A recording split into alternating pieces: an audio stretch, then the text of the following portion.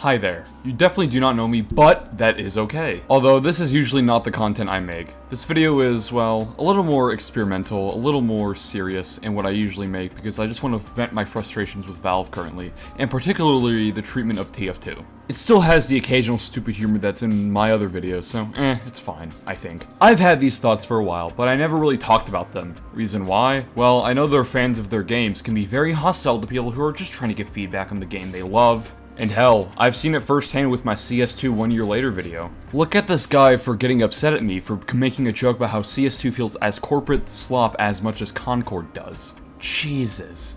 My guy, I'm just stating an opinion. If someone who has a decent amount of playtime in the game you're defending is saying something negative about it, chances are they love the game as lot, as I said above. If anything, you're making it look way worse, because not only are you making yourself look like a clown, but you're also probably going around spreading hate speech like Kanye West. Because that's what these people that type these comments do. If you don't agree with them, they will be annoying and potentially spread hate speech. So, what caused me to make this video? Well, recently, there's been some stuff going on in the TF2 community as of last week. There has been an effort to send a letter to Valve for them to unmute free-to-play players, and I am 100% on board with this effort. In fact, I'm helping writing the signatures. If you would like to help with the betterment of this game, then please, go sign the Google forum, and if you do choose to join this Discord server, there's a lot of cool people in there if you're an extrovert and like talking to people. In fact, maybe you'll meet some of your favorite TF2 YouTubers. I met Concord, Lancador, Zob, and there's even a few other YouTubers that are bigger or smaller than those two. VC is decently active, so come join in, although if I'm in there with you, for the love of God, do not say I sound like, from what I hear, is the JK Rowling of the TF2 community. Because I do not. Bullying this poor man for the past 2 hours because he sorta sounds like Zesty Jesus. Yes, you're not wrong! Zesty Jesus. Mr. Zesty Jesus. Mr. Zesty Jesus, I got a question from the press here for you. Mr. Zesty Jesus, why wasn't that video? But some people might be asking, why do we want to ask for this? Well, think about it. Not only does this make TF2 essentially pay to win because there is a requirement in this team-based shooter for communication, but this also hurts new players from joining into the game. Nobody, and I mean nobody, wants to pay to call for a medic, call out a spy, or even say thank you to a stranger you met on the internet that did an action that in reality meant nothing because you still lost the game anyway.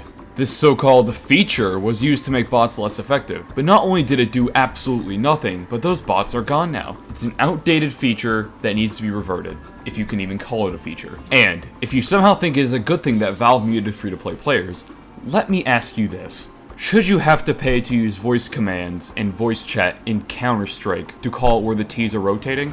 Should a free-to-play Apex Legends player not be able to use the ping system in a game where teamwork is a core element of the gameplay loop? No. Nobody should have to give a corporation money to play a game they advertise as free-to-play. It's anti-consumer, and you are objectively wrong if you think so. There is no reason for this behavior on Valve's end. TF2 isn't actually free-to-play.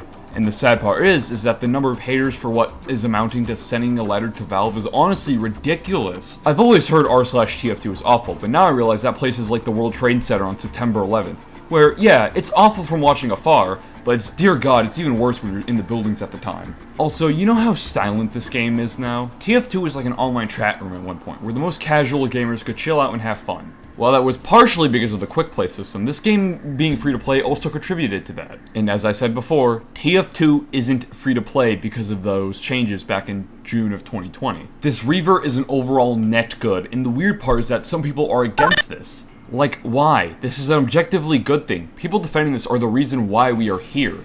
It is why Valve was allowed to alienate the player base with Meet Your Match, and why this game was left unplayable by bots for a little over 1/4 of this game's lifespan now. As much as I love the stupid immaturity that is this community, a pretty small, yet incredibly loud group of people are what's going to kill this game long term. Defending Valve for this negligence is not good, because to the people who are in that group of people who are defending them, what have you gotten since 2017? One extra part-time developer? Seasonal summer updates?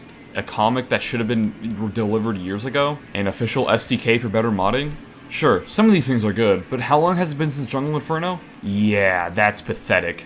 Valve, when it comes to their live service games, is like an abusive father figure. Everyone knows they are genuinely evil, but like a child to a father that hurts them, we are conditioned to accept it. There are three sides in this community as far as I see it right now. One side is the always positive, how dare you criticize this game crowd. This game is in a rough state for a while, but we should advocate for more change, but I don't want to be the first one to say anything about it. And lastly, this is not okay, we deserve better. This is the spectrum, and I gotta say, the people who are on this side are winning the post-bot crisis community discourse. I am personally on here on that spectrum. We can always demand better from this company. You know what this game really needs? Well, for starters, improved matchmaking over to quick play, an improved tutorial, and tons of bug fixes, performance optimizations, and among other things. Just pushing out sets of cosmetics 3 times a year with mediocre community maps isn't going to help TF2 in the long run. It's just a temporary band-aid distraction to make us forget the true issues with this game. And look, if you're perfectly fine enjoying this game, then go enjoy it and have fun. I, the Special Olympics contender, could not do anything about you enjoying the game, and I don't want to either. I'm just saying that if you're on this side of the spectrum and go out of your way to shut down productive discussion to make this game better, then seriously, exit those conversations and stick to the more positive topics and let the people who do care discuss what they would like from this game.